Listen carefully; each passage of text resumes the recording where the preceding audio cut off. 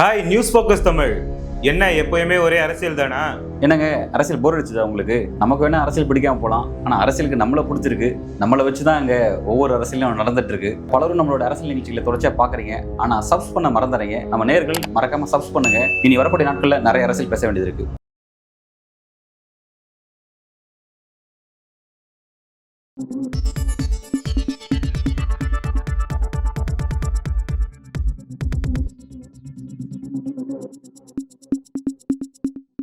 வணக்கம்.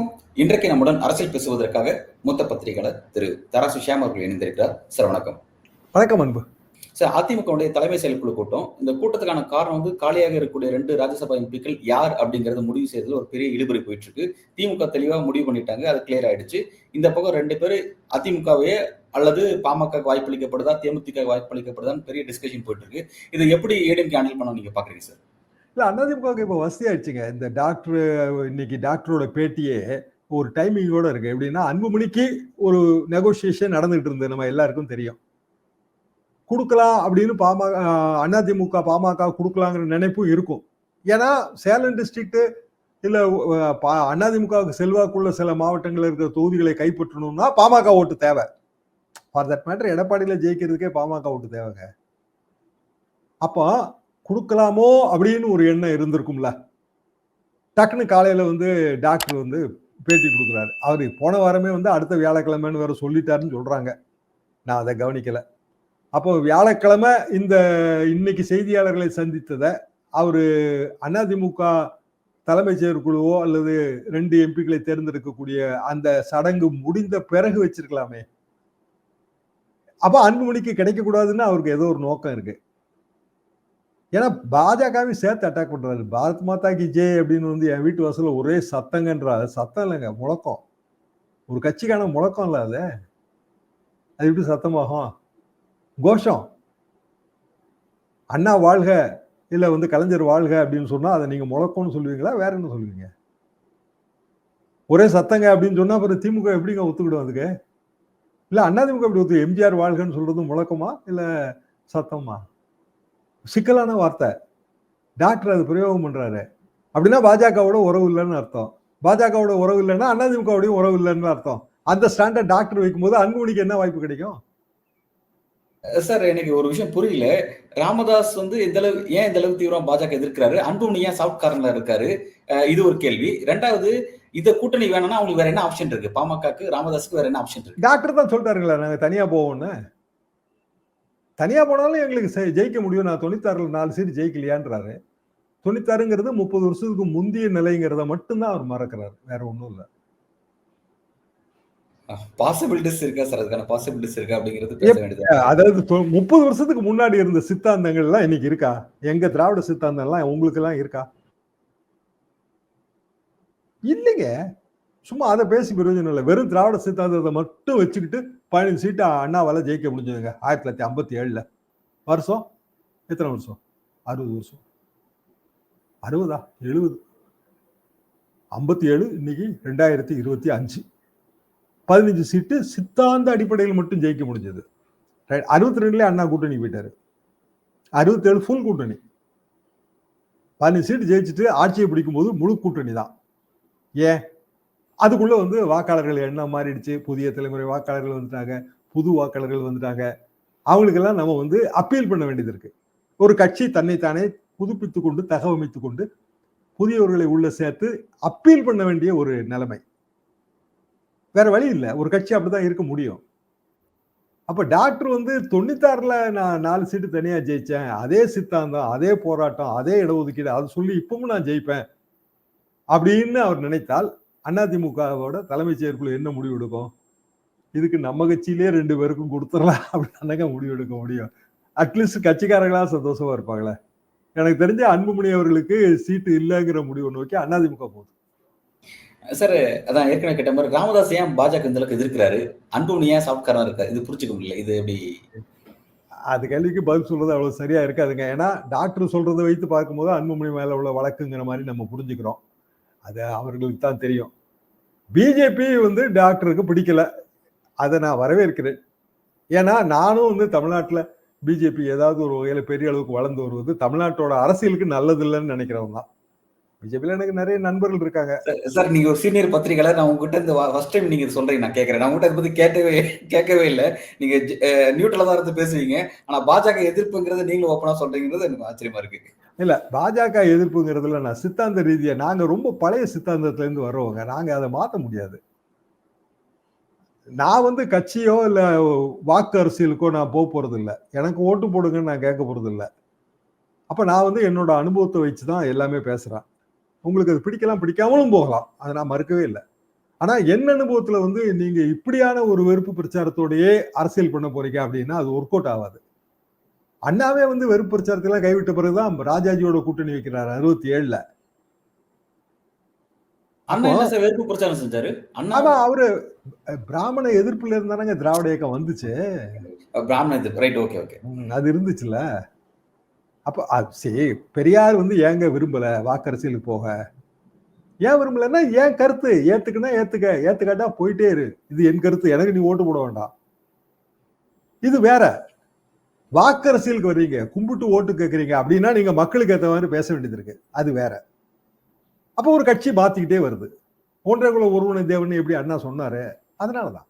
ஏன் திராவிட நாடு கொள்கையை கைவிட்டாரு, அதனாலதான். அப்ப இது வந்து மாறிக்கிட்டே இருக்கிற விஷயம். அதே மாற்றங்களுக்கு உட்பட்டதான் எல்லா கட்சியும், பாமக உட்பட. அது இல்ல அப்படின்னு டாக்டர் சொன்னார்னா இன்னமும் வந்து அவர் அந்த பழைய இதுல இருக்காருன்னு அர்த்தம். ரைட்டு, அது பாராட்ட வேண்டிய விஷயம் தான். ஏன்னா பழைய சித்தாந்தங்களை சொல்வதற்கு ஒரு மூத்த தலைமுறை தேவை தானே. ஆனா அந்த மூத்த தலைமுறையை வியந்து போற்றுவதோடு நின்று விடுவார்களே தவிர அதற்கு ஆதரவளித்து உடல் பொருள் ஆவியை தியாகம் செய்வதற்கு புதிய தலைமுறை வராது. ராமதாஸ் வந்து இந்த அளவுக்கு வெளிப்படை எல்லா விஷயத்தையும் குமரலையும் வெளியே கொட்டதுக்கு அப்புறம் கூட இது பாமக எந்த விதமான அசைவும் இதுவும் ஏற்படுத்தாது, இது இப்படிதான் இருக்கும் அப்படின்னு நீங்க கருதுறீங்களா சார்? அப்படி நான் கருதலைங்க. பாமகவை பொறுத்த வரைக்கும் பாமக பிளவு போட்டு விட்டதுங்கிறது என் கருத்து. ராமதாஸுடைய அவருடைய பேட்டியை கவனிக்கும் பொழுது அவர் ஒரு முக்கியமான விஷயத்த சொல்றாரு.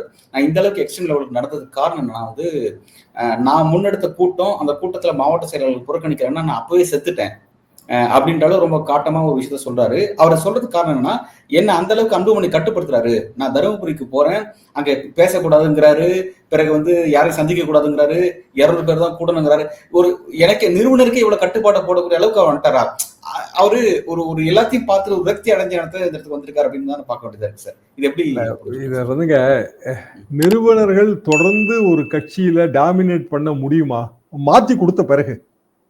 இப்போ திரு ஸ்டாலின் அவர்கள் இளைஞரணி தலைவரான அந்த காலகட்டம் ஞாபகம் இருக்குங்க. அய்யலூர்ல கூட்டம், அதாவது திண்டுக்கலுக்கு போற வழியில இருக்க ஒரு சின்ன ஊருக்கு. அங்க எனக்கு ஒரு நண்பர் ஜெயபாரதின்னு பெரிய திமுக பெரிய அனுதாபி, கலைஞருக்கு விசிறி.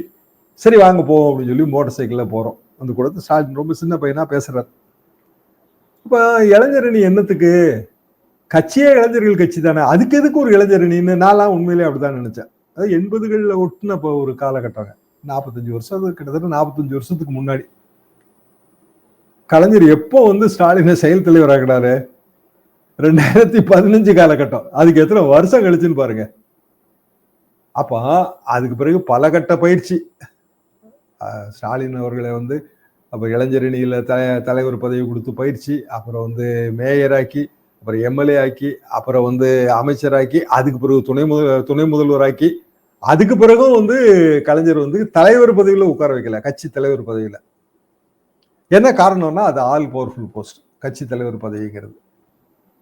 ஆனா அதுக்கு பிறகு அவரோட உடல்நிலை, பல்வேறு காரணங்கள், அவர் ரொம்ப இயல்பாக அந்த மாற்றம். அப்போதும் வந்து குடும்பத்துல வந்து சில எதிர்ப்புகள் இருந்தது. இப்போ கனிமொழி வெர்சஸ் ஸ்டாலின் இருந்ததா இல்லையா? ஆனா ஸ்மூத்தா ஹேண்டில் பண்ணிட்டாங்கல்ல. அப்ப கட்சிக்குள்ள பல கருத்து வேறுபாடுகள் இருந்தாலும், குடும்பத்துக்குள்ள பல கருத்து வேறுபாடுகள் இருந்தாலும் ஸ்மூத்தா ஹேண்டில் பண்ணணும்னா குடும்ப சண்டை வந்து பொது வெளிக்கு வரக்கூடாது. டாக்டர் வந்து இப்ப பொது வெளிக்கு வந்துட்டாரு, அதான் சிக்கல். சார் நீங்க சொல்ல நான் புரிஞ்சுக்கிறேன் சார். எனக்கு இந்த கேள்வி இருந்துச்சு. அதாவது கலைஞர் எப்படி இந்த பிரச்சனை ஹேண்டில் பண்ணாரு, இந்த மாதிரி ஏன் ராமதாஸ் ஹேண்டில் பண்ண தவறிட்டார் அப்படின்னு சொல்லி முன்வைக்கும் போது, கலைஞர் கட்சியை கட்டின அந்த கட்டமைப்புங்கிறது வேற, ராமதாஸ் கட்சியை கட்டமைப்பு அந்த கட்டுப்பாடுங்கிறது வேற, அந்த கட்டமைப்புங்கிறது வேற. ரெண்டுத்தையும் பொருத்த முடியாது. அவர் வந்து எல்லாத்தையுமே, கலைஞர் வந்து தன்னோட விஷயத்த எல்லாத்தையும் பர்ஃபெக்டா ரெடி பண்ணி வச்சிருந்தாரு. பட் ராமதாஸ் அவர்கள் வந்து அது அந்த அளவுக்கு செய்யல. அது அந்த ட்ரஸ்டியா இருந்துச்சு. ட்ரஸ்டியா இருந்து அது வந்து ஒரு தனிப்பட்ட அபிலாஷைகள் காரணமா அதை மாறிடுச்சு. ஆனா கலைஞர் வந்து அது அந்த அளவுக்கு கொண்டு போகல அப்படின்ற மாதிரி சில விளக்கங்கள் கொடுக்குறாங்க. நீங்க அதை எப்படி பாக்குறீங்க சார்? இல்ல, அறிவாலயமும் தனி ட்ரஸ்ட், கலைஞர் ட்ரஸ்ட் எல்லாம் இருக்குல்ல. அதாவது கலைஞர் வந்து உண்மையிலே அது நீங்க சொல்ற ஒரு பாயிண்ட் தான். இப்போ மதிமுக வைகோ போர்க்கொடி தூக்கும் போது திமுக தான் எங்க கட்சி, உதயசூரியன் எங்க சின்னங்கிறது தான் 93 94 வைக்கப்பட்டது. அதுவும் இன்னைக்கு தேதிக்கு 30 வருஷத்துக்கு முன்னாடி. தேர்தல் ஆணையத்துக்கு அந்த பிரச்சனை போகும்போது கலைஞர் வந்து பக்காவா எல்லாமே அபிடவிட், பக்காவா எல்லா ரெக்கார்ட்ஸ் எல்லாமே வந்து கலைஞருக்கு சாதகமாக, திமுகவுக்கு சாதகமா இருந்துச்சு. சின்ன சேதாரம் கூட அதுல ஏற்படல. வைகோ வந்து மதிமுக தான் கொண்டு வர முடிஞ்சது. மதிமுக இன்னைக்கு வந்து திமுகல இருக்கு. அப்ப கலைஞர் அளவுக்கு பெர்ஃபெக்டா இல்ல ராமதாஸ் கட்சி மற்றும் குடும்பம் அப்படின்னு அது ஒரு பார்வைதான். ஆனா நான் வந்து இப்ப இத்தனை வருஷம் கழிச்சு எப்படி பாக்குறேன் அப்படின்னா, ராமதாஸ் அவர்கள் 85 பிளஸ். வயது வந்து ஒரு தடை. எவ்வளவுதான் நீங்க நீச்சல் குள வீடியோ எல்லாம் போட்டாலுங்க, ஒரு கட்சின்னு வரும்போது அந்த கட்சிக்கான உழைப்பை கொடுக்கக்கூடிய உயர்ந்த இடத்துல இருக்கிறவர் நம்பர் 1. அந்த நம்பர் 1ஓட ஏஜ் வந்து முக்கியமா முக்கியம் இல்லையா? பத்திரிகைலாம் இருக்குல்ல எனக்கு. சார் நீங்க சொல்ல நான் புரிஞ்சுக்கிறேன் சார். இப்ப நம்ம என்னன்னா, இப்ப ராமதாஸ் அவர்களும் ஒரு சாதாரண நபர் கிடையாது. நல்ல பழுத்த அரசியல்வாதி தான். அவரு இப்ப இந்த அளவுக்கு சண்டை போறாரு, பொது வெளியில இவ்வளவு விஷயத்த முன்வைக்கிறாரு அப்படின்னா, அப்ப அவரும் இதோட அடுத்த கட்ட நகர்வெல்லாம் யோசிச்சு பார்த்திருப்பார்ல சார். அதை பத்தி எதையும் கணிக்காம அவர் இந்த அளவுக்கு வராரா, இல்ல இது எப்படி ஒரு திட்டமிட்டு இருக்காரு? கணிக்கலையோன்னு எனக்கு சந்தேகமா இருக்கு. என்ன காரணம்னா, இப்ப வந்து போட்டி பொதுக்குழு கூட எப்படி அவர் கூட்ட முடியும்? இப்ப வந்து ஒரு கட்சி பிளவுபட்டுருச்சுன்னு வச்சுக்கோங்க, 2 தரப்பு என்ன சொல்லுவோம், கட்சி எங்களுக்கு தான் சொல்லுவோம் இல்லையா? தேர்தல் ஆணையத்துக்கு தான் நீங்க போகணும் பஞ்சாயத்துக்கு. சும்மா போலாம், பஞ்சாயத்து போய் சும்மா மனு கொடுத்துட்டு கிடக்கலாம். ஆனா நிஜமாவே ஒரு கட்சி, பாமகங்கிற கட்சி ராமதாஸ் அவர்களுக்கா அன்புமணி அவர்களுக்காங்கிற ஒரு கேள்வி வைக்கப்பட்டால் சட்ட ரீதியாக அது என்ன முடிவாகும்? இப்ப தலைவர் இவர் தான் சார் இருக்காரு, செயல் தலைவராக தான் அவர் ஆக்கியிருக்காங்க. இவருக்கு ஆக்கியிருக்காரு. கட்சி வந்து கட்சியோட பொதுக்குழு செயற்குழு தான் அவரை தலைவரை அங்கீகரிச்சு தேர்தல் ஆணையத்தோட எல்லா பதிவுகளும் எலெக்ஷன் கமிஷன் வெப்சைட்ல போய் பாருங்க. கட்சி பதிவு சட்டம் என்னைக்கு இந்தியாவில வந்துச்சோ அன்னைக்கே வந்து தேர்தல் ஆணையம் தாங்க முடிவு செய்யுது. அப்போ டாக்டரோ இல்ல ஜி.கே. மணியோ ஃபார் தட் மேட்டர் ஒரு பொதுக்குழுவை கூட்டி டாக்டர் ராமதாஸ் அவரோட கருத்துக்களை எல்லாம் பொதுக்குழுல முன் வச்சா விஷயம் இன்னமும் பொதுவெளிக்கு வரும். இன்னும் நிறைய உள்ள இருக்கிற சிக்கல்கள் தெரியும். ஆனா அது என்ன ஒரு லாஜிக்கல் எண்டை நோக்கி போகும்னு நான் கேட்கிறேன். லாஜிக்கல் எண்டு என்ன? ஒண்ணு டாக்டருக்கும் இல்ல அன்புமணிக்கும் இல்ல கட்சி, இல்ல டாக்டருக்கு பாதி கட்சி அன்புமணிக்கு பாதி கட்சி, ஆளுக்கு ஒரு சின்னம், இல்ல டாக்டரோட பெட்டிஷன் ரிஜெக்டடு, அன்புமணி தான் தலைவர், அப்படித்தான் ஆகுமே தவிர அன்புமணி பெட்டிஷன் ரிஜெக்டட்னு ஆகாதேன்ற. பல்வேறு கேள்விக்கு விரிவாக உங்களோட கருத்துக்களை வழங்குறீங்க. இந்த நேர்காணல் இணைந்தமைக்கு நன்றி சார்.